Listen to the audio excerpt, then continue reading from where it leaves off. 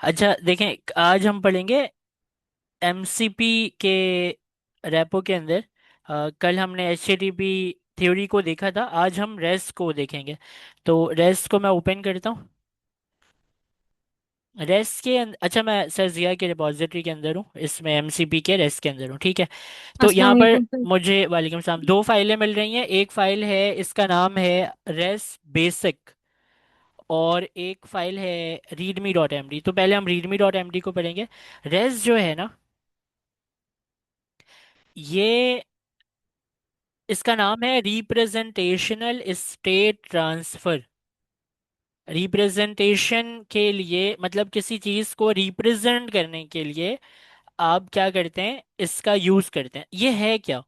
ये कोई प्रोटोकॉल है? ये कोई आपका कोई तरीका है? ये है क्या? आगे ये लिखते हैं कि रेस्ट जो है, या रिप्रेजेंटेशनल स्टेट ट्रांसफर जो है, is a software architectural style. देखें यहाँ पर, ये इंपॉर्टेंट है, आर्किटेक्चरल स्टाइल है। ये कोई प्रोटोकॉल नहीं है कि आप अगर कहते हैं ना कि मैंने एपीआई बनाई है, रेस्ट एपीआई बनाई है, तो एपीआई बनाने के लिए आपके पास जो चीज़ है वो है एचटीटीपी। एचटीटीपी के पास उसके मेथड होते हैं, get, post, put, patch, delete. तो वो तो आपके पास ऑलरेडी है। अब हुआ क्या कि सपोज करते हैं हम कि एक गेट का मेथड है। इस गेट के मेथड पर, मैं फॉन्ट को एक सेकंड रुकिएगा।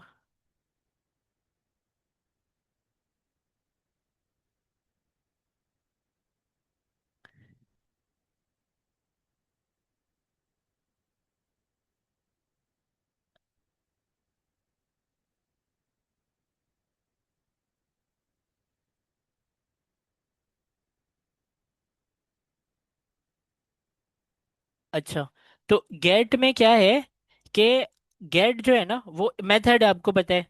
अच्छा, इसके अंदर आप क्या कर सकते हैं कि गेट कर सकते हैं, to get the data from server. बहुत सिंपल सी डेफिनेशन। गेट क्या है? To get the data from server. हमें इस चीज का पता है पढ़ने के बाद कि गेट जो है वो हेडर लेकर जाता है, प्लस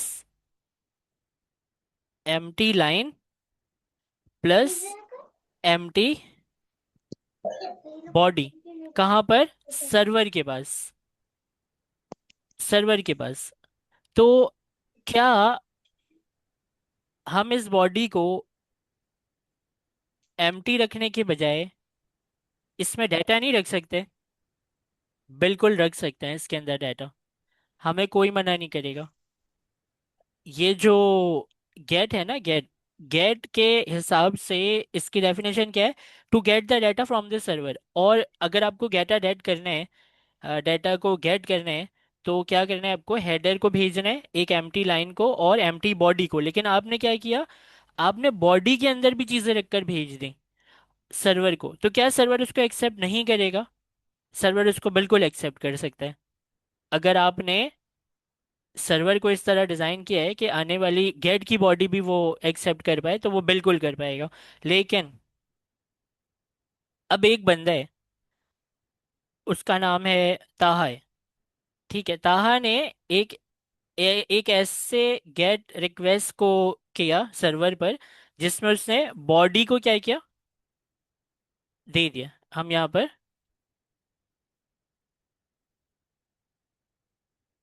लगा देते हैं कि इसने यहाँ पर बॉडी दी है ताहा ने गेट के रिक्वेस्ट में।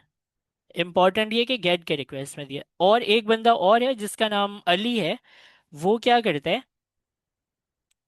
वो बॉडी नहीं देता, मतलब एम्प्टी बॉडी भेजता है। तो अब मुझे ये बताएं कि इन दोनों में से रूल के हिसाब से तो अली ने काम किया, ताहा ने तो काम नहीं किया। तो क्या मैं बार बार जाकर ताहा को समझाऊं कि भाई ऐसे काम मत करो, इस तरह काम नहीं होता, एक रूल है, उस रूल के हिसाब से मतलब आपको बॉडी नहीं भेजनी है। और फिर मैं दुनिया में किस किस को जाके समझाऊं? अगर हमने सबको इजाजत दे दी कि गेट में भी बॉडी भेजो, तो फिर आप किस किस को जाके समझाएंगे?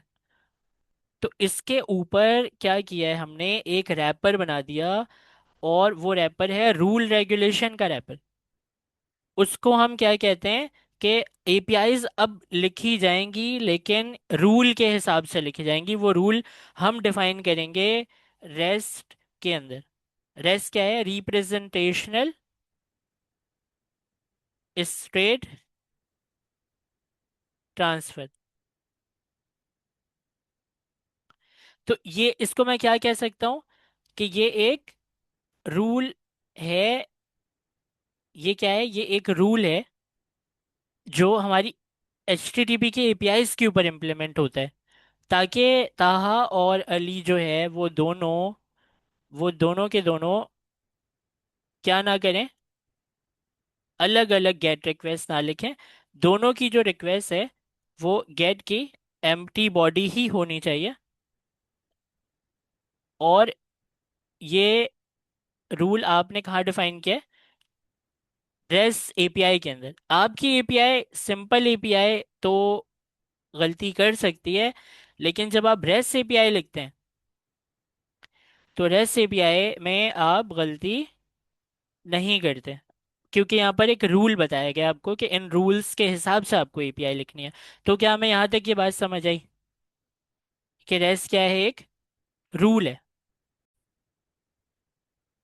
अच्छा, आगे पढ़ते हैं इसे।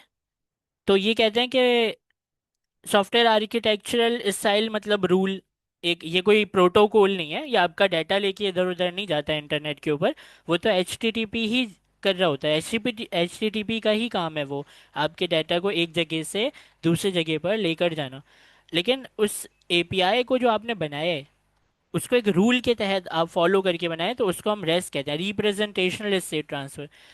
अच्छा, फॉर डिजाइनिंग नेटवर्क एप्लीकेशन, ठीक है, पर्टिकुलरली वेब सर्विसेज, मतलब एपीआई की बात हो रही है। It was first defined by Roy fielding. अच्छा, ये नाम याद रखिएगा, या नाम याद भी ना हो तो आप 2000 याद रख लीजिएगा कि रेस्ट जो है, रेस्ट का जो रूल है, क्योंकि एपीआई तो उससे पहले बन रही होंगी ना। एपीआई बनाने का HTTP का जो तरीका है वो उससे पहले का होगा, लेकिन उसके ऊपर जो रूल रेगुलेशन इम्प्लीमेंट की गई है, वो रॉय फील्डिंग ने 2000 में रेस्ट को क्या किया, इंट्रोड्यूस किया कि भाई हम रेस्ट के तहत जो है वो काम करें। ये बिल्कुल वही आप समझें, सन 2000 में ये ऐसा ही एक वक्त गुजरा होगा जैसे अभी आप फेस कर रहे हैं MCP सर्वर को लेकर।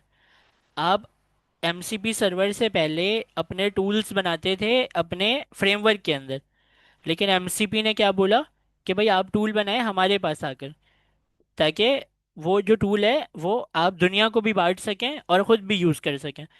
तो उन्होंने, MCP ने क्या किया, एक रूल बनाने की कोशिश की कि अब टूल्स बने तो आप हमारे पास MCP के अंदर बनाए आकर।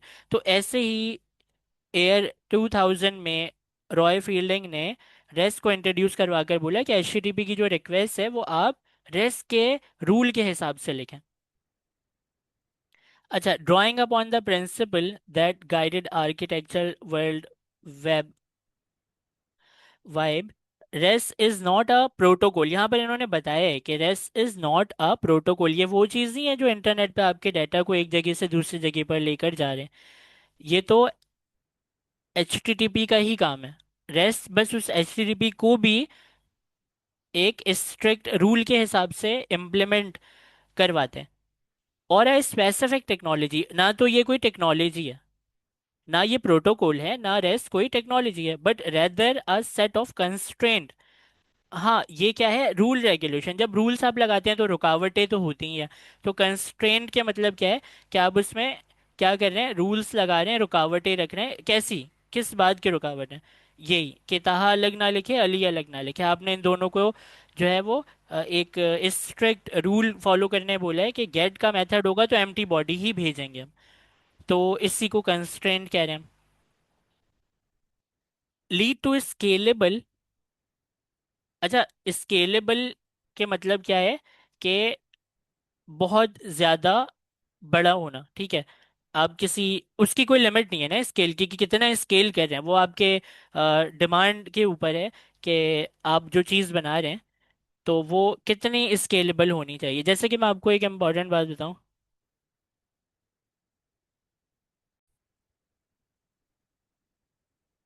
अच्छा, lead to scalable stateless and reliable system. ठीक है, मतलब आपकी हर रिक्वेस्ट जो है वो एक ऐसी रिक्वेस्ट होगी जो याद नहीं रखती किसी भी चीज़ को। स्टेटलेस इसी को कहते हैं ना, कि आपने एक रिक्वेस्ट की, अब वो भूल गया कि क्या रिक्वेस्ट है। जैसे ज़्यादातर हमारे एलएलएम में यही होता है कि हम अपने एलएलएम से जब बात करते हैं, मैं उससे कहता हूँ कि माय नेम इज़ ताहा, और अगले चैट में मैं उससे कहता हूँ कि डू यू रिमेम्बर मी, तो वो कहता है कि I don't know who you are. तो ये इसलिए होता है क्योंकि उसके पास कोई मेमोरी नहीं होती, और मेमोरी ना होना बहुत अच्छी बात होती है किसी स्केलेबल चीज़ को बनाने के लिए। तो स्टेटलेस के मतलब होता है मेमोरी नहीं मेंटेन हो रही है, ठीक है। और जब मेमोरी मेंटेन नहीं हो रही है तो वो चीज़ बहुत आराम से स्केलेबल हो जाती है, ठीक है। तभी स्टेटलेस भी बोला गया है इसको, और वो स्केलेबल भी आप कर सकते हैं उसको, जाहिर है। And reliable system, the core idea that is client and track representational of resource management by server. ठीक है, core architectural constraint of rest में आपको 6 चीज़ें बताई जाएंगी। उन 6 चीज़ों में हम यहाँ पर देखेंगे कि रेस्ट जो है is defined by 6 guiding architectural constraint. Adherence to these constraints aim to produce system with desirable non-functional properties like performance, scalability, simplicity, modification, visibility, portability और reliability। देखें, इनकी 6 चीज़ों को आप पढ़ेंगे ना तो फिर ये सारी चीज़ें आपको समझ आ जाएंगी कि ये जो बात करें कि परफॉर्मेंस आप बढ़ा सकते हैं, इसको स्केलेबल आप कर सकते हैं। तो ये सारी बातें ठीक है, लेकिन किस चीज़ के बेस के ऊपर ये बातें हो रही हैं, हम पहले उसको समझते हैं। ठीक है, इनका बेस क्या है, कहने का मकसद क्या है। तो 6 कोर कॉन्सेप्ट रेस के वो क्या हैं, वो आपको लाजमी पता होने चाहिए। पहला है क्लाइंट सर्वर आर्किटेक्चर। आप लोगों को बहुत अच्छे से पता है कि क्या बात हो रही है। क्लाइंट और सर्वर के दरमियान रिक्वेस्ट और रिस्पॉन्स का पैटर्न, इसी को हम क्लाइंट सर्वर आर्किटेक्चर कहते हैं। अगर आपकी एपीआई एक क्लाइंट यूज करके सर्वर तक कुछ भेज रहा है, और सर्वर आपके वहां पर भी कोई एपीआई बनी हुई है, वो उससे जवाब दे रहा है, तो मतलब क्या है कि क्लाइंट ने भी एपीआई यूज की, सर्वर ने भी एपीआई यूज की, तो ये क्या है, क्लाइंट सर्वर आर्किटेक्चर। ठीक है। अज्यूम, यहां पर इसको पढ़ते हैं। Assume a separation between the client, assume the separation between the client which handle user interface concern which handles user interface concern and the server which handle the data storage, business or logic security. This separation allow client and server component to evolve independently as long as the interface between them remains consistent। बहुत simple से example से मैं आपको समझाता हूँ। देखें, एक हम बनाते हैं फोल्डर,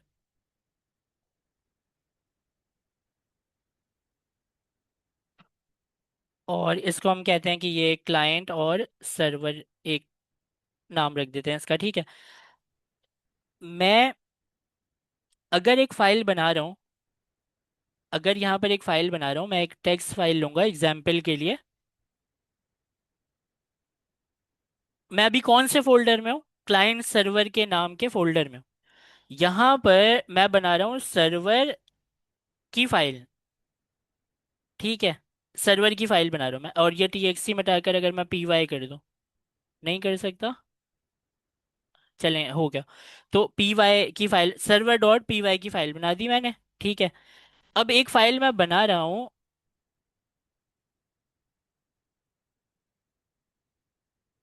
क्लाइंट py। ये सर्वर वाली फाइल किसकी फाइल है? सर्वर की फाइल है। क्लाइंट वाली फाइल किसकी फाइल है? क्लाइंट की फाइल है। तो वो ये कह रहे हैं कि आप ना क्लाइंट को सेपरेट रखेंगे और सर्वर को सेपरेट रखेंगे, एक जगह पर नहीं होगा ये। या इसको ऐसे भी एग्जाम्पल के तौर पर ले सकते हैं कि एक ही फाइल में दोनों के कोड आप नहीं करेंगे, कि सर्वर का कोड भी उसी फाइल में, क्लाइंट का कोड भी उसी फाइल में। चले मैं मानता हूँ कि इतना तो सेपरेशन आप भी समझते हैं कि एक ही फाइल में सर्वर और क्लाइंट को तो नहीं लिखेंगे, तो हम ऐसे बेकार की उसमें बात नहीं करते। ठीक है, सेपरेशन आपको बहुत अच्छे से पता है कि एक ही फाइल में सर्वर और क्लाइंट का कोड नहीं होगा। हमने दो फाइलें बनाई हैं। मैं आपसे इससे भी बाहर आकर कह रहा हूँ देखने कि हमने एक फोल्डर के अंदर, जो कि क्लाइंट सर्वर फोल्डर है, उसके अंदर हमने क्यों रखा है इन दोनों को? सर्वर को भी अलग ही बनाए, अलग फोल्डर में। इसको आप कट करें यहाँ से। ठीक है, एक फोल्डर और बनाया मैंने यहाँ पर। इसका नाम हम रख देते हैं सर्वर, रख देते हैं सर्वर टेस्ट रख देते हैं। ठीक है, और इसके अंदर आकर मैं अपने वहां से जो मैंने सर्वर की फाइल कट की थी वो यहाँ लाकर रख दूंगा। अब ये सर्वर की फाइल कहाँ रखी हुई है? सर्वर की फाइल रखी हुई है मेरे सर्वर डॉट पी वाई में। और जो क्लाइंट की फाइल है वो रखी हुई है क्लाइंट सर्वर के फोल्डर में। देख रहे हैं आप, ये क्लाइंट डॉट पी वाई की फाइल है और ये सर्वर डॉट पी वाई की फाइल है। अब ये आप कहेंगे कि हाँ ये तो दोनों अलग अलग फोल्डर में रखे हुए हैं। तो सेपरेशन करना उससे क्या होगा कि आप दोनों को दोनों के हिसाब से स्केल कर पाएंगे। जब भी आप क्लाइंट को मॉडिफाई करने के लिए आएंगे, तो फिर आप क्लाइंट वाले फोल्डर में आकर बेफिक्र होकर क्लाइंट के ऊपर ही काम करेंगे, क्योंकि इधर सर्वर का कोड ही नहीं है। जब कोड नहीं है तो टेंशन भी नहीं है कि हमारा सर्वर खराब नहीं होगा। खराब होगा भी तो क्लाइंट ही होगा ना। स्केल भी करेंगे तो क्लाइंट को स्केल करेंगे। खराबी भी आई तो क्लाइंट में आएगी, सर्वर इफेक्ट नहीं होगा उससे। और अगर हम सर्वर को स्केल करेंगे तो सर्वर स्केल हो जाएगा। अगर खराबी आई तो सर्वर में आएगी, उससे क्लाइंट मेरा डिस्टर्ब नहीं होगा। इसको हम क्या कहते हैं? सेपरेशन।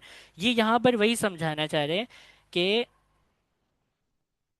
क्लाइंट सर्वर आर्किटेक्चर के मतलब है कि दोनों को क्या करें? Assume a separation between client and this server. तो पहला जो रूल है रेस्ट का वो ये कहता है कि क्लाइंट सर्वर आर्किटेक्चर को फॉलो करें। ठीक है, ये बात समझ आ गई? कोई सवाल है, पूछें।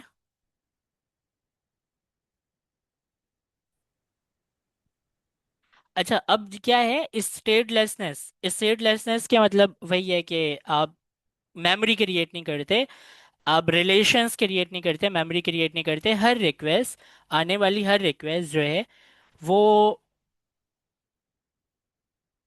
पिछली रिक्वेस्ट जो आपने की है उसको याद रख के नहीं आते।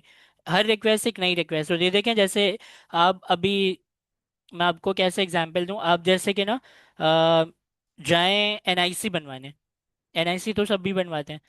तो क्या होता है कि आप जिस टेबल पे, सपोज करें कि आप जिस टेबल पर गए वो टेबल नंबर है 20, टेबल नंबर है। और वो मेरे पास माउस नहीं है तो ऐसे ही बनेगा।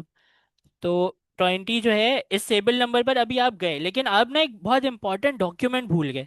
तो उस बंदे ने क्या बोला, मतलब आप सब समझें कि एक ऐसा इंपॉर्टेंट डॉक्यूमेंट जिससे आपकी एनआईसी प्रोसेस नहीं कर सकता वो आगे। तो उसने आपको बोला कि आप जाएं और फटाफट से वापस आएं, लेकर आएं।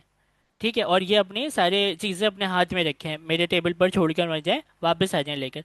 आप निकले, आप घर गए और घर से वो इंपॉर्टेंट डॉक्यूमेंट लेकर वापस आ गए। अब जब आप इस बंदे के पास आए तो इस बंदे को आपने बोला कि मैं डॉक्यूमेंट लेकर वापस आ गया। तो इसने बताया आपको क्या जवाब दिया? इसने बोला भाई हो कौन तुम, कहाँ से आए हो, पर्ची का है आपकी, टोकन कौन से लाइन में हो? मतलब आप समझ रहे हैं, ये भूल गया आपको। क्यों भूला? क्योंकि ये सेटलेस है। इसको मेमोरी, इसको रिश्तेदारी नहीं बनानी आपसे, समझ रहे हैं आप? ये बंदा क्या है, ये सेटलेस है। तो ऐसे हजारों बंदे आ रहे हैं आपकी तरह जो कभी कुछ भूल जाते हैं, कभी एनआईसी बनवा रहे हैं इससे। ठीक है, तो ये प्रोसेस में लगा हुआ है, ये अपनी ड्यूटी परफॉर्म कर रहा है, ये लगा हुआ है अपने काम में। लेकिन ये है स्टेटलेस, इसको नहीं याद है कि इससे पहले जो है वो इसके टेबल पे इकबाल बैठा था, इससे पहले इसके टेबल पे एलेक्स बैठा था, इससे पहले इसके टेबल पे सुपरमैन बैठा था। इसको इससे कोई मतलब नहीं है। वो क्या कर रहे हैं, वो अपना काम कर रहे हैं। तो जो इसको बताया गया है कि तुम्हारा एक प्रोसेस है, वो काम तुम्हें इस तरीके से करना है, वो कर रहा है, इसको याद वाद रखने की ज़रूरत नहीं है किसी को। ठीक है, तो स्टेटलेस की एग्जाम्पल ऐसे ही है कि आपकी जो एपीआई है ना, उस एपीआई में जब आप रिक्वेस्ट करते हैं तो एक कनेक्शन ओपन होता है। और कनेक्शन जब आप ओपन करते हैं तो सर्वर को भी अलाउ होता है कि जो रिक्वेस्ट गई है उसी रिक्वेस्ट के बिहाफ में वो आपको जवाब दे दे, फिर कनेक्शन क्लोज हो जाए। और अगर आप चाहते हैं कि वो कनेक्शन क्लोज ना हो जवाब सर्वर के आने के बाद भी, तब आप उसको कीप अलाइव करते हैं। ये हमने एचटीटीपी में कल देखा था कि कीप अलाइव कर दें तो कनेक्शन क्लोज नहीं होता, रिक्वेस्ट और रिस्पॉन्स आने के बाद भी वो कनेक्शन ओपन रहता है। तो आप उसमें और रिक्वेस्ट कर सकते हैं, एक ही कनेक्शन को यूज करके और रिक्वेस्ट भी कर सकते हैं। तो कल हमने देखा था कि कुछ कीप अलाइव जैसी चीज भी होती है। यहाँ पर स्टेटलेस क्या कहते हैं कि each request from a client to a server must contain all the information. हर एक रिक्वेस्ट जो क्लाइंट आपके सर्वर को भेज रहा है उसमें तमाम इंफॉर्मेशन होनी चाहिए। और तमाम इंफॉर्मेशन अगर नहीं होती तो आप ये अज्यूम मत कीजिएगा कि वो खुद से समझ जाए, क्योंकि वो समझदार नहीं है, उसके पास मेमोरी नहीं है, उसके पास प्रोसेस करने का पूरा तरीका है, उसके पास मेमोरी नहीं है। तो जब भी आप उससे बात करेंगे तो आप उससे पूरा डाटा देकर बात करेंगे। To a server must contain all the information needed for the server to understand and process the request. The server does not store any client context. वो मेमोरी क्रिएट नहीं करता क्लाइंट की, कि क्लाइंट आके उससे बोले कि थोड़ी देर पहले जो मैंने बात की थी ये उसकी बॉडी में लेकर आया हूँ, हेडर मैंने पहले दे दिया था, अब उसकी बॉडी अभी लेकर आ रहा हूँ मैं। इस तरह नहीं है। आप जब भी रिक्वेस्ट करेंगे तो ये माइंड में रखेंगे कि जिससे आप बात कर रहे हैं जिस सर्वर से, वो सर्वर मेमोरी तो क्रिएट करता नहीं है। तो आप क्या करेंगे, पूरे की पूरी इंफॉर्मेशन लेकर उसके पास पहुंचेंगे, हर दफा पूरी इंफॉर्मेशन लेकर उसके पास पहुंचेंगे। और वो जब मांगे, जैसे वही एग्जाम्पल दोबारा से हम एनआईसी की एग्जाम्पल ही लेते हैं। तो क्या है कि अब को पता होता है ना, जब आप ऐसे कोई गवर्नमेंट के डॉक्यूमेंटेशन करवाने जाते हैं तो वो कहते हैं ना कि आप ये भी लेकर आए वो भी लेकर आए, मतलब आपके मैट्रिक के सर्टिफिकेट्स भी लेकर आए, आपके एजुकेशन जितनी भी है वो सब कुछ। तो वो पूरा डाटा लेकर क्यों जाते हैं आप, क्योंकि क्या पता कब क्या मांग ले। तो ऐसे ही सर्वर का भी है कि क्लाइंट पूरा डाटा क्यों लेकर जा रहे हैं, क्योंकि उसके इस सर्वर को याद थोड़ी है। वो सर्वर तो कहेगा कि अच्छा ठीक है मुझे हेडर दिखाओ, तो आपका क्लाइंट ये थोड़ी कहेगा कि पिछले रिक्वेस्ट में तो दी थी हेडर, अभी भूल गए क्या, दोबारा मतलब मैं लेकर नहीं आया, ये नहीं बोल सकते आप। तो आपको हेडर, आपको उसकी अंदर की जितनी भी चीज़ें हैं वो साथ लेकर जाना है, ताकि आपका सर्वर जब भी उसको प्रोसेस करे तो उसको पूरी चीज़ें जो भी उसके पास जो होना चाहिए वो सारी की सारी चीज़ें जो हैं वो उसको मिलें। इसी को वो सेशन स्टेट कह रहे हैं। हर सेशन में कंप्लीट स्टेट मतलब कंप्लीट मेमोरी या कंप्लीट डॉक्यूमेंट समझ लें, वो लेकर जाए क्लाइंट आपका सर्वर के पास। अच्छा, बिटवीन रिक्वेस्ट, हर रिक्वेस्ट में मतलब any session state is kept on the client side। और उसके बाद कहते हैं बेनिफिट क्या है इसका, अब स्केलेबिलिटी की बात होगी। अब इसको मैं कोशिश करता हूँ कि आपको ड्रॉ करके दिखा दूं। देखें, एक सर्वर है आपका और एक क्लाइंट है आपका। तो सर्वर जो है वो, सपोज करें कि आपका एक ये सर्वर है, और इस सर्वर के पास आपने दे दी है मेमोरी, और ये आपका सेम रेप्लिकेट हुआ हुआ यही सर्वर है, मतलब जुड़वा भाई, इसके पास मेमोरी है। अब एक क्लाइंट आया, क्लाइंट ने प्रोसेस किया इस सर्वर के साथ। अच्छा, अभी हम क्या बात कर रहे हैं, स्टेटलेस नहीं है ये, रेस्ट के रूल के अगेंस्ट बात करें, स्टेटलेस नहीं है ये। स्टेटलेस आप नहीं करेंगे तो स्केल नहीं कर पाएंगे, और वही हम समझ रहे हैं कि क्यों नहीं कर पाएंगे। तो जब क्लाइंट ने बात की ना आपके सर्वर से, तो सर्वर ने मेमोरी क्रिएट करना शुरू कर दी।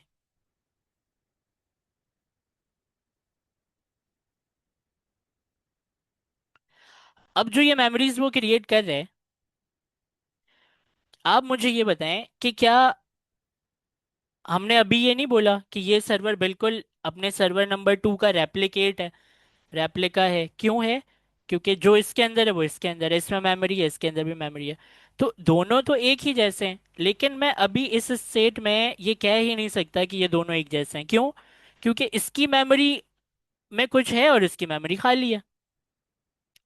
अब इसके आगे बात करते हैं। अब ये जो क्लाइंट है ना आपका, ये क्लाइंट जो है अब आया, तो आधा काम जो है वो मेमोरी वाले के साथ, और बाकी के आधे काम को वो दूसरे सर्वर के पास लेकर गया, और कह रहा है कि भाई ये जो मैंने अभी जो रिक्वेस्ट की है, या अगले दिन आकर वो सेम एपीआई को कॉल करके कह रहा है कि भाई मुझे ये चीज़ दे दो। तो मेमोरी तो है ही नहीं इसके पास, ये कहेगा कि कौन सी चीज़ मैं दे दूं आपको, कोई आईडी बता दो मुझे, कोई टोकन नंबर, कुछ तो बताओ, किस चीज़ के बिहाफ में बात कर रहे हो। तो आप उससे कंप्लेन यही करेंगे ना कि भाई मैंने बताया तो था, मेमोरी तो क्रिएट की थी। तो ये दोनों कभी भी स्केल नहीं हो सकते। क्यों? मेमोरी की इशू की वजह से। अगर मैं इसके अंदर से मेमोरी निकाल दूं,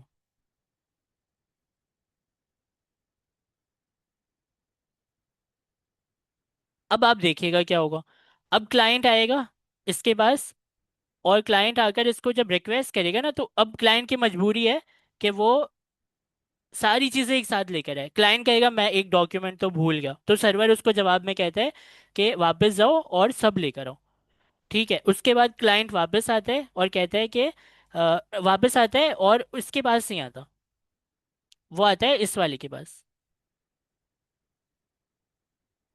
और इसको आकर ना, अब वो मजबूरन ये बात नहीं कह सकता कि भाई अभी थोड़ी देर पहले तो मैं आया था, क्योंकि उसको पता है कि भाई इसके पास तो याद रखने वाली कोई चीज़ है ही ना, इसके पास है ना इसके पास है। अब पता है क्या, रेप्लिकेट करते हुए आप और भी बना सकते हैं, इसको ही हम स्केलेबल सिस्टम कहते हैं। कि एक जैसे सर्वर्स को बहुत दफ़ा बना सकता हूँ मैं, क्योंकि क्लाइंट जब भी आएगा बात करने, वो उसके जहन में ये चीज़ होगी कि जिससे मैं बात कर रहा हूँ वो मेमोरी नहीं रखता। तो मेरे पास अब क्या है, अब फैसिलिटी है, अब मैं इससे बात कर लूँ, वही जवाब मिलेगा। क्या? कि पूरी इंफॉर्मेशन दो, मैं सॉल्यूशन बताता हूँ। इससे बात करूँ तो वही जवाब मिलेगा कि पूरी इंफॉर्मेशन मुझे दो, मैं सॉल्यूशन बताता हूँ।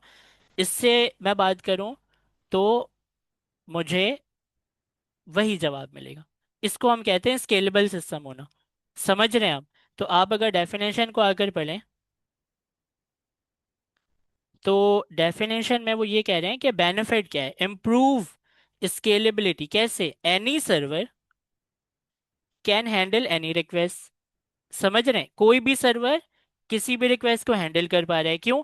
ऐसा नहीं है ना कि एक सर्वर ने एक रिक्वेस्ट की मेमोरी क्रिएट करके रखी हुई और दो उसकी शक्ल देख रहे हैं कि अब तो वही बंदा है खास जो इस काम को कर सकता है, हम तो नहीं कर सकते क्योंकि मेमोरी उसके पास रखी हुई है, हम तो एम्प्टी मेमोरी के साथ हैं। मेमोरी ही हटा दी हमने। हर रिक्वेस्ट जो है वो आएगी तो वो कंप्लीट इंफॉर्मेशन के साथ आएगी, और उसको ऐसे ही ट्रीट किया जाएगा जैसे वो पहली दफ़ा आई है, वो रिक्वेस्ट पहली दफ़ा की गई है। तो ये जो लाइन है ना, any server can handle any request, ये लाइन है। और जाहिर है जब ये है तो फिर स्केल करते जाएं। एक सर्वर क्यों, 500 सर्वर बना लें, 500 सर्वर बना लें, हर सर्वर एक जैसा बिहेव करेगा। तो इसका इजी। मतलब ये हुआ कि एक से ज्यादा रिक्वेस्ट आना या फिर एक से ज्यादा जो है वो क्लाइंट की रिक्वेस्ट। अच्छा, अब रेस्ट एपीआई के अंदर हमने दूसरी चीज क्या समझी है, कि स्टेटलेस होना चाहिए आपका सर्वर, स्टेटलेस होना चाहिए, ताकि आपका क्लाइंट जब भी आए तो वो इस तरह आए जैसे वो पहली दफा आ रहा है सर्वर के पास। अच्छा, अब तीसरी चीज है कैशेबिलिटी। कैशेबिलिटी को भी आप समझ चुके हैं पहले ही, कि अगर आपका एक क्लाइंट एक रिक्वेस्ट करता है, अगर आपका एक क्लाइंट एक रिक्वेस्ट करता है आपके सर्वर पर, तो वो सर्वर रिस्पॉन्स बैक करता है। अब ये जो यहां से लेकर यहां तक का डिस्टेंस कवर हुआ है ना, ये पाकिस्तान से आप यूं समझें कि यूएसए तक का डिस्टेंस कवर हुआ है। तो लेटेंसी पर इफेक्ट होगा सीधा, कि जब सर्वर दूर है तो क्या है, मस्से की बात है कि वो देर में रिक्वेस्ट लेकर आता है। और अगर इस डायरेक्ट स्ट्रीमिंग अगर यूएसए से हो रही है, तो फिर तो लेटेंसी पर डायरेक्ट इफेक्ट होगा। उसकी वजह क्या है कि पाकिस्तान के अंदर क्लाइंट है और सर्वर यूएसए के अंदर है, तो लेटेंसी पर डायरेक्ट इफेक्ट है, डिस्टेंस बहुत दूर है ना। तो डिस्टेंस ज्यादा होने की वजह से ये हो रहा है। अब इसमें क्या करते हैं आप, करीब करीब में, जैसे कि करीब में कहाँ पर, यहाँ कहीं बीच में, पाकिस्तान में तो सीडीएन नेटवर्क नहीं है, इंडिया के अंदर लेकिन है।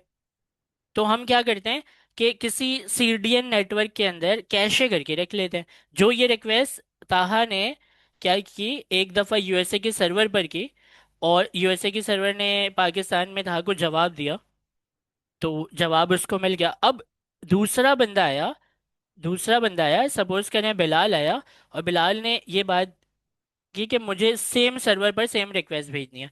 जैसे होता है ना, मैं एक मूवी देख रहा हूँ, किसी और को भी वो सेम मूवी देखनी है।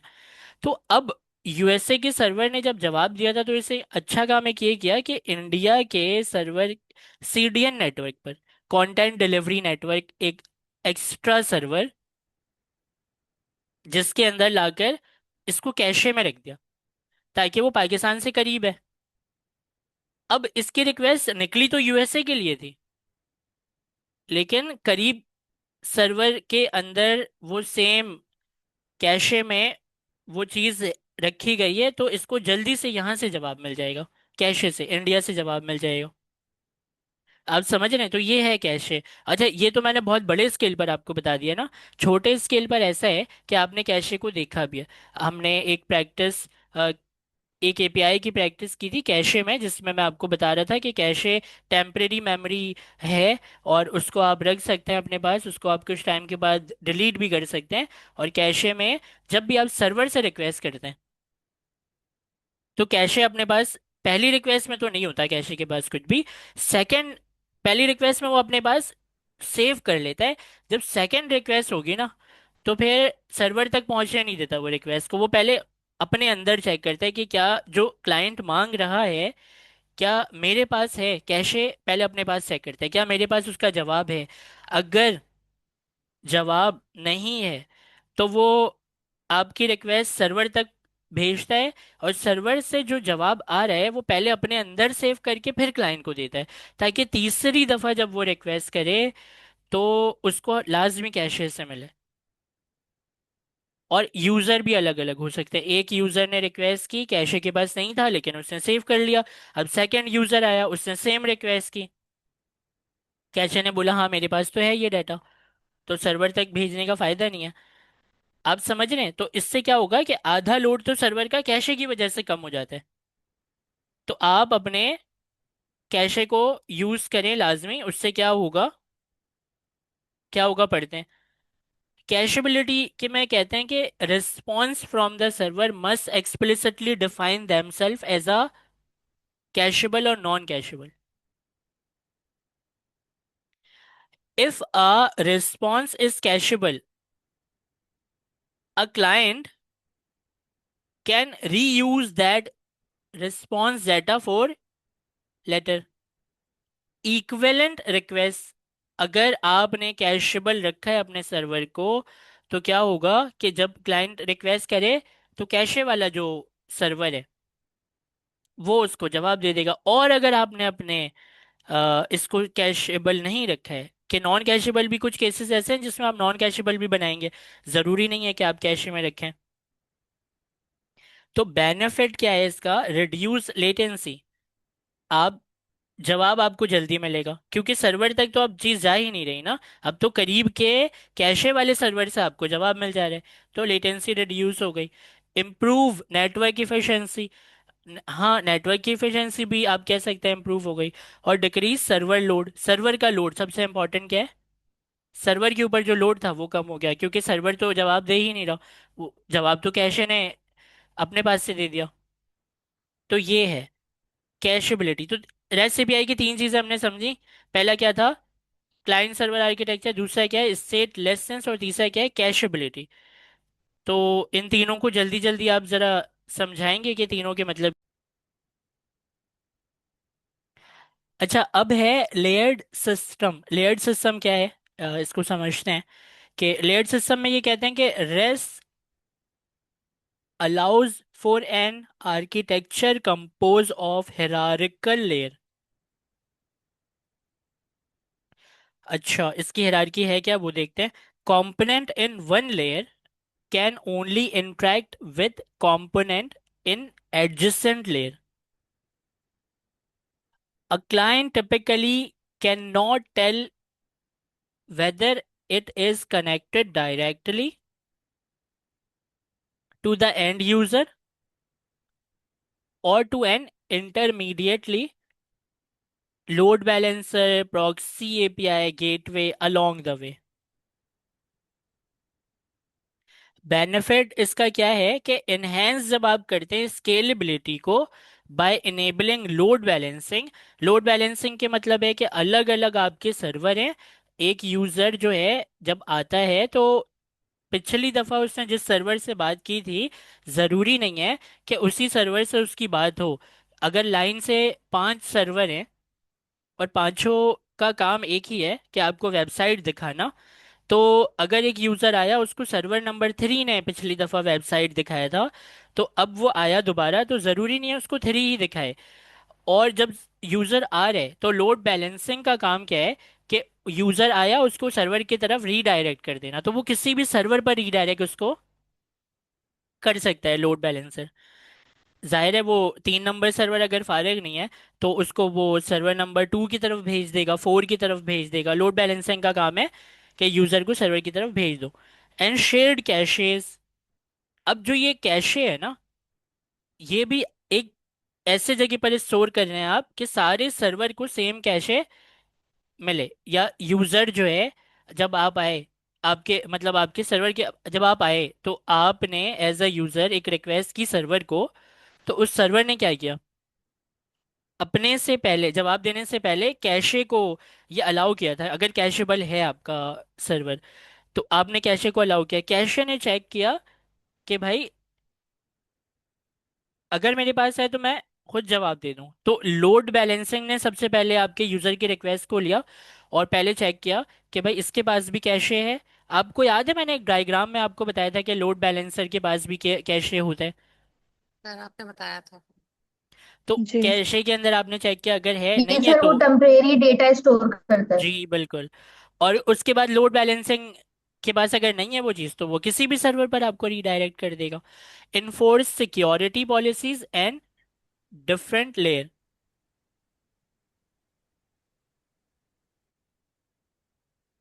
लेयर में, ये लेयर सिस्टम में आप हमेशा क्लाइंट को इस तरह देखते हैं, क्लाइंट ने रिक्वेस्ट की और वो जो रिक्वेस्ट है वो सर्वर के पास गई और फिर सर्वर ने रिस्पॉन्स दिया।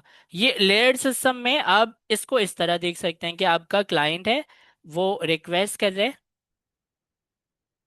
और यहाँ पर आपने एक लोड बैलेंसर प्रॉक्सी या एपीआई गेटवे की लेयर लगा दी है। और उसके बाद इसके बाद कैशे भी होते हैं, आपको पता है ना, इसके बाद टेम्पररी मेमोरी भी है। तो कैशे इसके पास है और ये फिर आगे रिक्वेस्ट जाती है सर्वर के पास। तो ये है आपका हिरारिकल सिस्टम, लेयर्ड सिस्टम, कि ये आपका क्लाइंट हो गया, ये आपके इंटरमीडियरीज हो गई, और ये सर्वर हो गया। तो ये है हिरारिकल सिस्टम। आप इसको इस तरह देख लें, इस तरह ना देखकर इस तरह देख लें। ठीक है। अच्छा चले वापस आते हैं।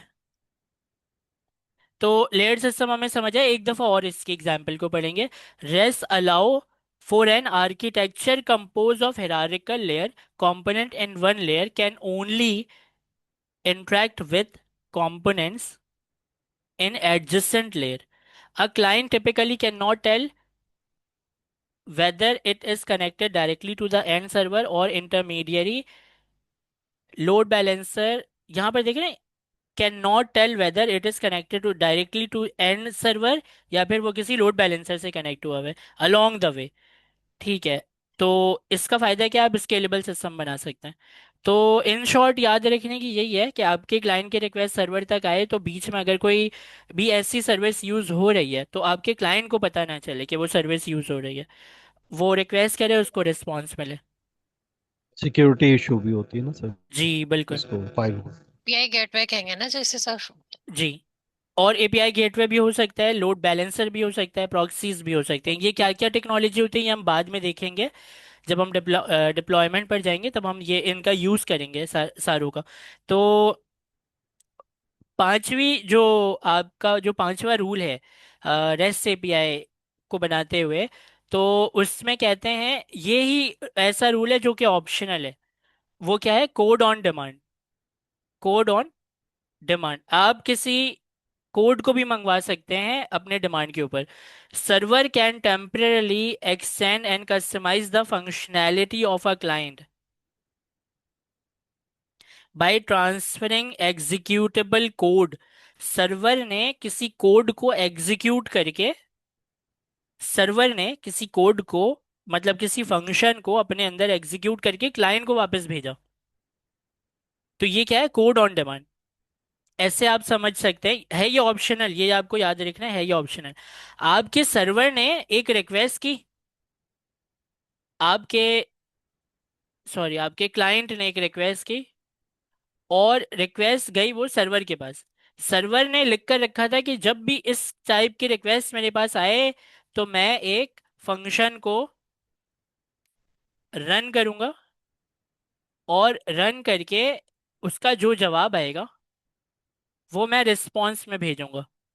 तो आपने कोड चलाया ऑन डिमांड, क्लाइंट ने डिमांड की, उस डिमांड के ऊपर एक कोड चला, उस कोड के चलने पर रिजल्ट जो आया वो रिस्पॉन्स में क्लाइंट को मिला। इसको हम कह रहे हैं कोड ऑन डिमांड।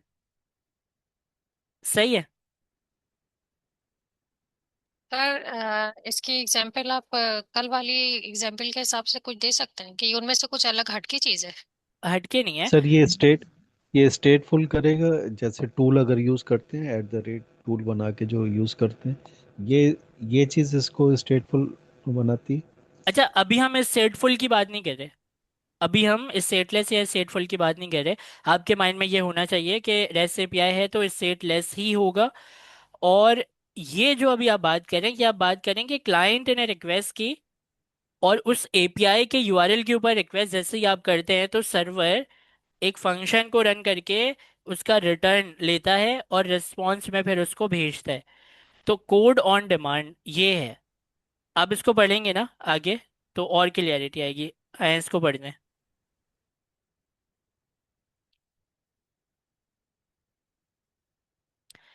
यहाँ पर कह रहे हैं this is the only optional constraint in rest. ये वाहिद एक ऐसा ऑप्शनल रूल है रेस्ट के अंदर। While powerful, it can reduce visibility and is less commonly emphasized in modern REST API design compare to the data exchange. देखिए ये optional है और आगे इसकी थोड़ी सी बुराई भी की गई है।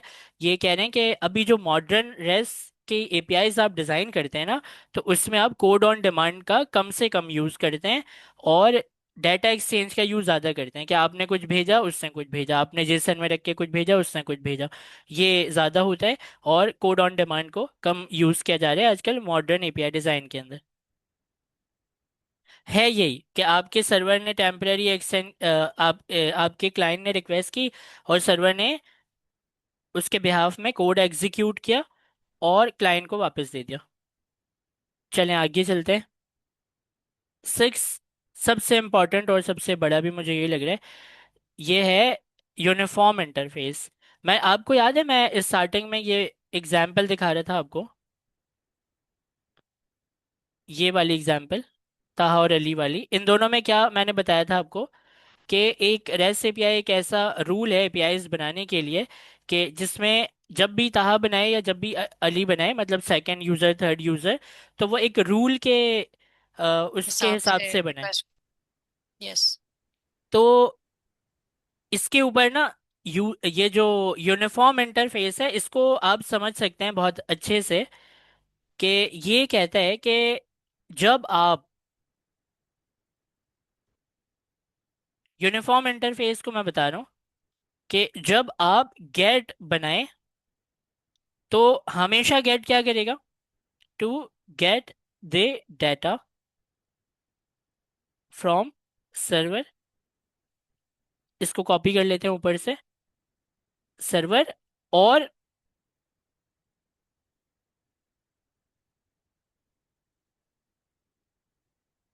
ये चीज आपको गेट के अंदर करनी है। इसी तरीके से जब भी आप गेट की रिक्वेस्ट करेंगे तो आप इस रूल को फॉलो करेंगे। इसको हमने कहा यूनिफॉर्म इंटरफेस। अगर बात करें हम पोस्ट की, तो to create the data into server या डेटाबेस या सर्वर जो भी है, तो पोस्ट की जो रिक्वेस्ट है इसको आप कैसे करेंगे, हेडर प्लस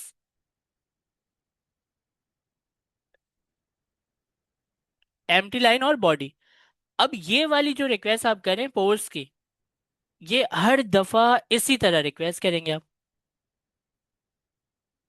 इसी तरह पुट की रिक्वेस्ट, डिलीट की रिक्वेस्ट, पैच की रिक्वेस्ट, उनके रिक्वेस्ट को करने के लिए एक तरीकेकार आपको बताया गया, एक मेथड आपको बताया गया, उसको फॉलो करके ही आपको क्या करना है, उससे हट के कभी नहीं काम करना। जैसे कि अगर आपको बोल दिया गया है कि भाई जब आप गेट के रिक्वेस्ट करो तो एम्प्टी बॉडी ही दीजिएगा, तो आपने एम्प्टी बॉडी ना भेजकर बॉडी में कुछ भेज दिया जेसन के अंदर, तो ये क्या हो जाएगा, ये फिर आप इसको फॉलो नहीं कर रहे यूनिफॉर्म इंटरफेस को।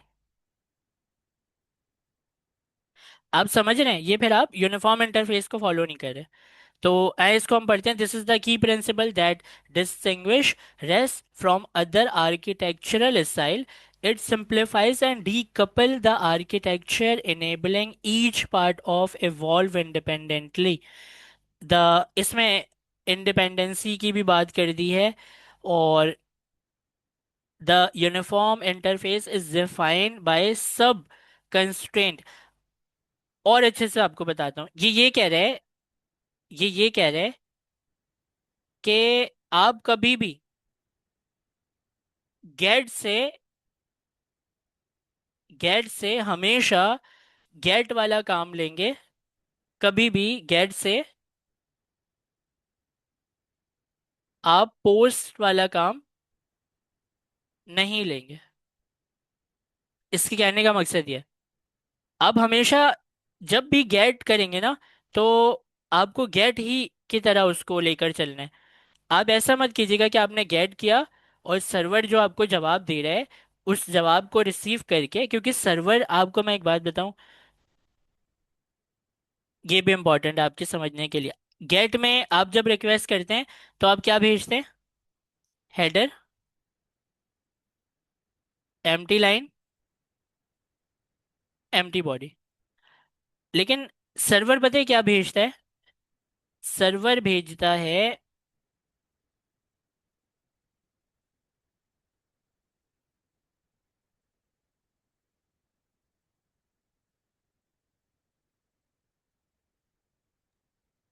बॉडी भेजते हैं ना सर। सर्वर बॉडी भेजता है, और उसी बॉडी को तो आप यूज करते हैं।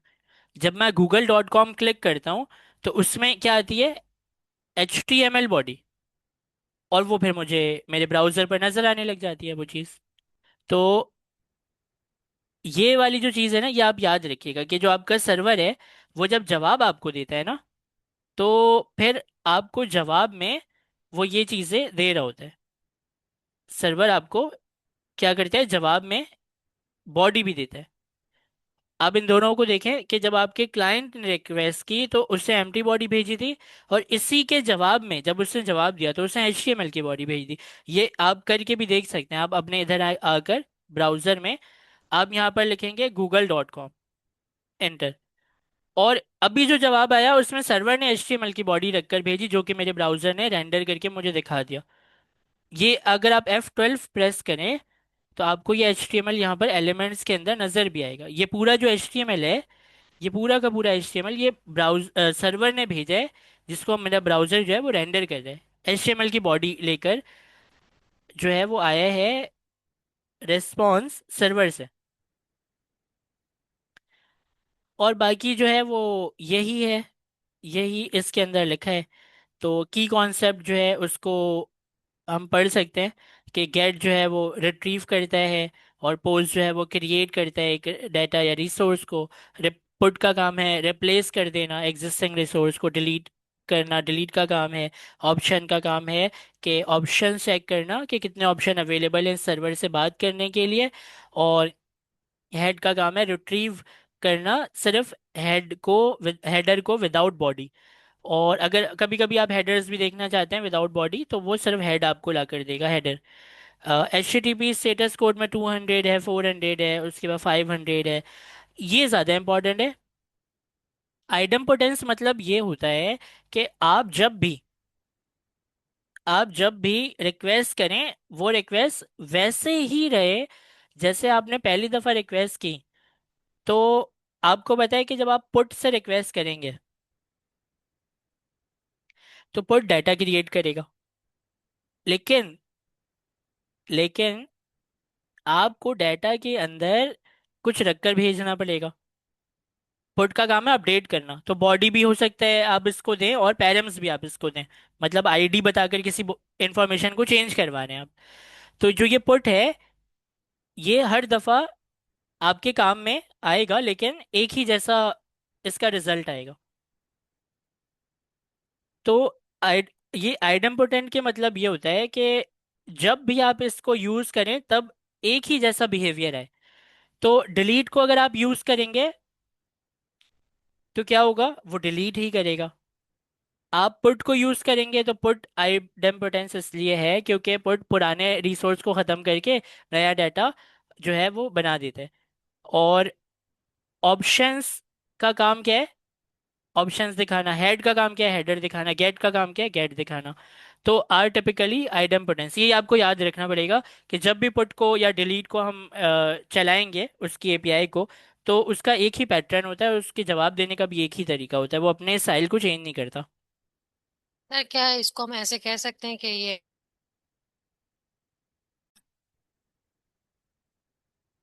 चलें, अब रेस्ट API को हमने पढ़ लिया कि रेस्ट है क्या, और रेस्ट की 6 चीज़ें भी हमने देख ली हैं। रिपीट कर लेते हैं यहीं से कि क्लाइंट सर्वर आर्किटेक्चर है, स्टेटलेस है, कैशेबिलिटी है, लेयर्ड सिस्टम है, और कोड ऑन डिमांड है, और यूनिफॉर्म इंटरफेस है। ठीक है, एक भी याद नहीं हुआ मुझे।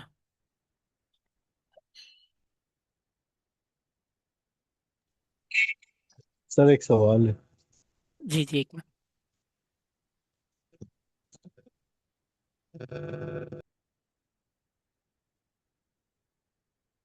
What is rest? तो रेस्ट क्या बी है? रेस्ट बी है, सॉफ्टवेयर रेस्ट बी नहीं है। आर्किटेक्चर। रेस्ट हाँ सॉफ्टवेयर सॉफ्टवेयर। आर्किटेक्चरल स्टाइल है, बिल्कुल ठीक है। तो ये है representational state software architecture style designing network application, not a protocol. ये इंपॉर्टेंट है, आप इसको प्रोटोकॉल मत समझिएगा, और ये टेक्नोलॉजी भी नहीं है। ये सिर्फ क्या है, एक रूल है। रेस्ट क्या है, रूल है जो कि HTTP के ऊपर हम अप्लाई करते हैं। नेक्स्ट, और who first define REST and when? B और रॉय।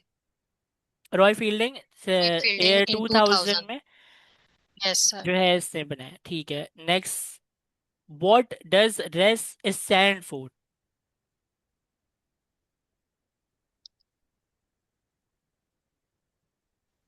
बी।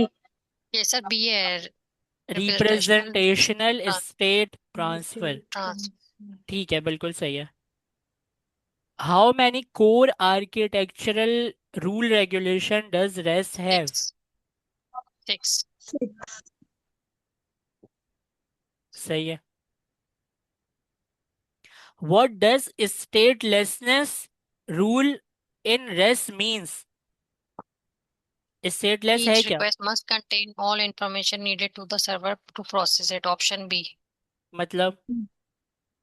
सर उसकी यानी स्टेटलेसनेस ये है कि हर रिक्वेस्ट जो है वो बिल्कुल स्टेटलेस हो, बिल्कुल। यानी मैं बिल्कुल नहीं हो, उसके कोई रिक्वेस्ट में डेटा सेव नहीं होता, वो स्टेटलेस रहती है। न्यू रिक्वेस्ट की तरह हर रिक्वेस्ट हो, बिल्कुल। नेक्स्ट क्वेश्चन है, व्हाट, ये असल में ये आपको मैं समझा दूं कि जब आपका जो आपकी जो एपीआई होती है ना, तो जी। उसके बिहाफ में कुछ हाइपर लिंक्स भी आपको दिए जाते हैं। तो ये उसी से रिलेटेड, इसका आंसर हाइपर मीडिया है as a engine of application state.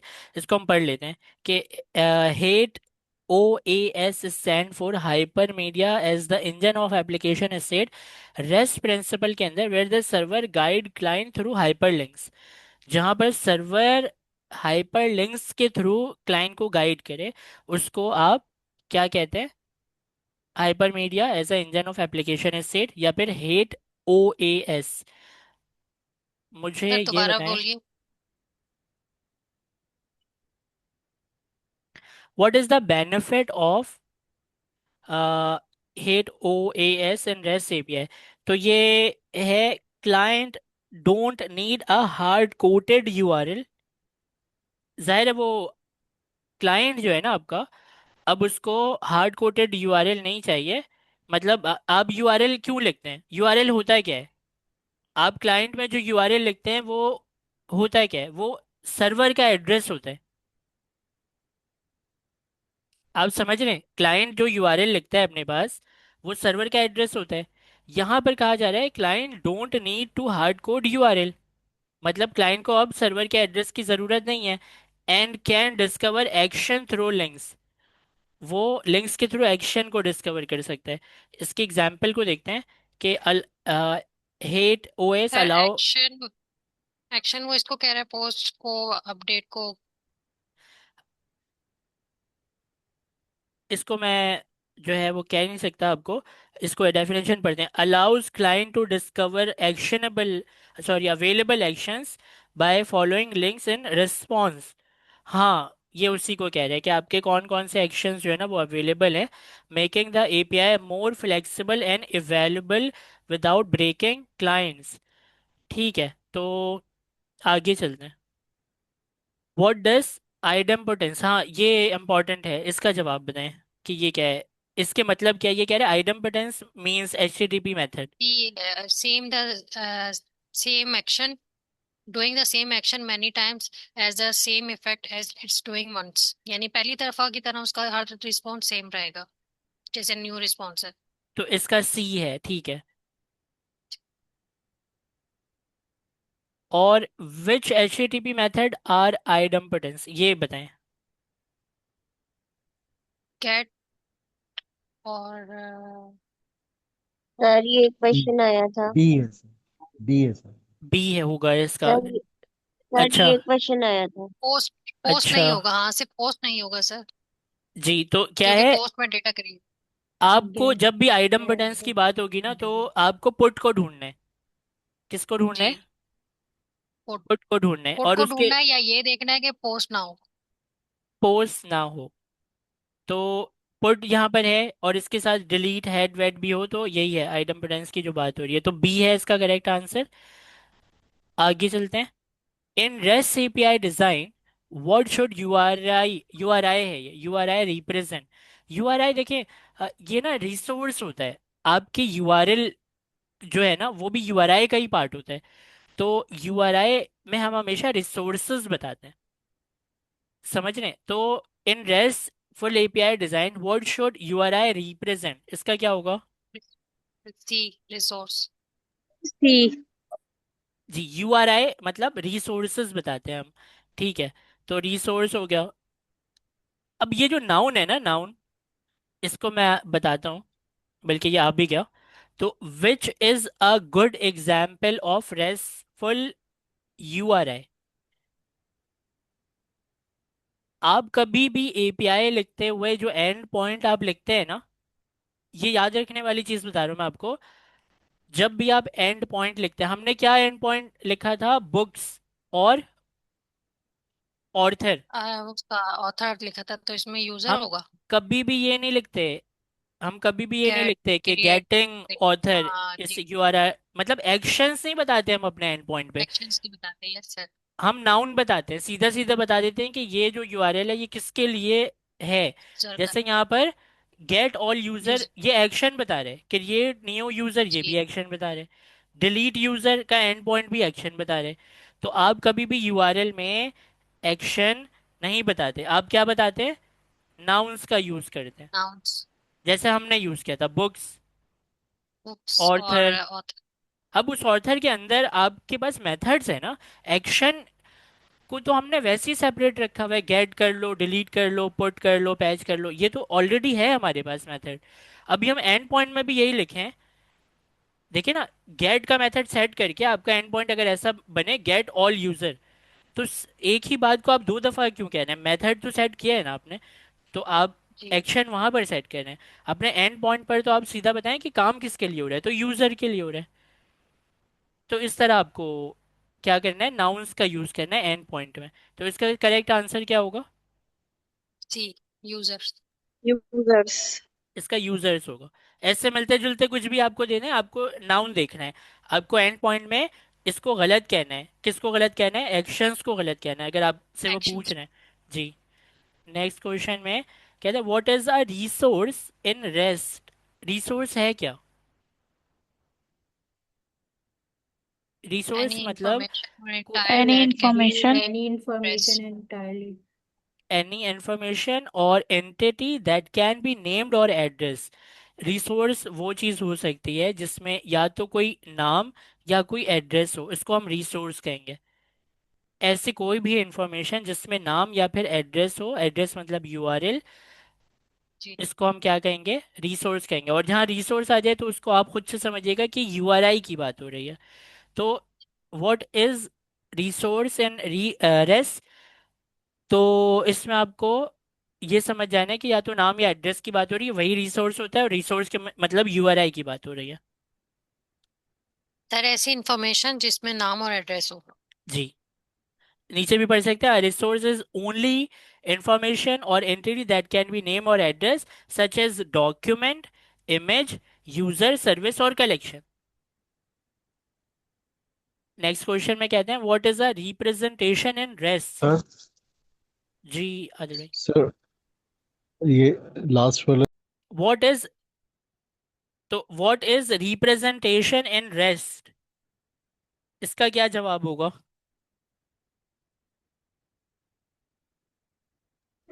D. A copy.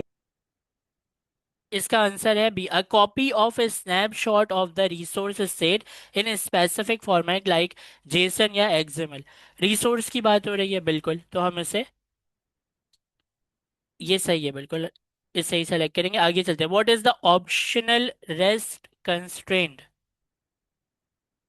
इनमें से ऑप्शनल कौन सा था, Code on demand. Code on. Code on demand sir. सही है। What does the uniform interface constraint promote, जो जिस चीज के लिए बना है उसको उसी चीज के लिए यूज किया जाए। बी वाला ऑप्शन है simplifying and decoupling architecture so part can involve independently. बिल्कुल, B. What are the four sub constraint of uniform interface. इसमें मैं समझता था कि जो आपके मेथड्स है ना उसकी बात हो रही है, लेकिन यहाँ पर सब कंस्ट्रेंट की बात हो रही है, तो मेथड की बात नहीं हो रही, तो ये ए तो आइडेंटिफिकेशन नहीं ऑफ है। रिसोर्स। सी है सर इसका ना, आइडेंटिफिकेशन ऑफ रिसोर्स। जी, तो इसमें मैनिपुलेशन। कंस्ट्रेंट की बात हो रही है। हाँ। तो कंस्ट्रेंट में यही आइडेंटिफाई कर रहे हैं आप रिसोर्स को, आप उसको चेंज कर पाए, उसके रिप्रेजेंटेशन के थ्रू आप उसको चेंज कर पा रहे हैं। सेल्फ डिस्क्रिप्टिव मैसेज है, मतलब मैसेज अपने आप को डिस्क्राइब कर रहे हैं। और हाइपर लिंक्स या हाइपर मीडिया लिंक्स जो है वो भी आप दे पा रहे हैं इसमें। तो ये सी है इसका। अगर ये याद रखना मुश्किल है तो मेरा ख्याल है कि आप एक तो है ये हेट OAS से और रिसोर्सेज से आप याद रख सकते हैं कि URI की बात हो रही होगी, या आपके हाइपर मीडिया और लिंक सर की ये बात हो सब रही होगी। कंस्ट्रेंट्स हैं, बिल्कुल ये सब कंस्ट्रेंट्स की बात हो रही है। बिल्कुल, तो आगे चलते हैं। In a RESTful API what should a post request typically do? Post request का काम क्या होता है? Create new resource. C. Create resource. What status code should be returned when a resource is successfully created via POST? 201. 201। 201 created. 201 created, बिल्कुल। What is the purpose of the location header in the REST response? ये sir B होगा। To इसका indicate B where the होगा। Newly create और move resource can be found. To indicate where the newly created or moved resource can be found. तो ये इसमें ये एक एड्रेस की तरह है, लोके हेडर के अंदर लोकेशन जैसी कोई चीज़ है जिसका काम है ये बताना कि आपको जो रिसोर्स है वो कहाँ पर मिलेगी वो रिसोर्स। अगर वो एक जगह से दूसरी जगह पर शिफ्ट करवा दिया आपने तो आपको लोकेशन से पता चल जाएगा कि वो रिसोर्स कहाँ पर है। तो इसका बी है बिल्कुल, और हम इसे पढ़ सकते हैं। ये लास्ट क्वेश्चन था। नहीं, आगे चलते हैं। What is the main advantage of REST cacheability constraint? Use latency server Reduce load latency. By allowing response मतलब रीयूज। मतलब ये उससे क्या होता है कि हमें कैशेबिलिटी की वजह से हमें क्या होता है कि वो लेट रिप्लाई नहीं मिलता और सर्वर पे लोड नहीं मिलता। यानी लेटेंसी उसकी कम हो जाती है, लेट रिप्लाई की जगह कोई रिप्लाई मिलता है और सर्वर पे लोड नहीं होता, नजदीक जिस कैशे में आपकी मेमोरी होती है वहीं से आपको रिप्लाई मिल जाता है। बिल्कुल सही है, तो बी इसका करेक्ट आंसर है। तो रिजल्ट देखते हैं। ठीक है, तो सर ये रेस्ट क्विज आप हमसे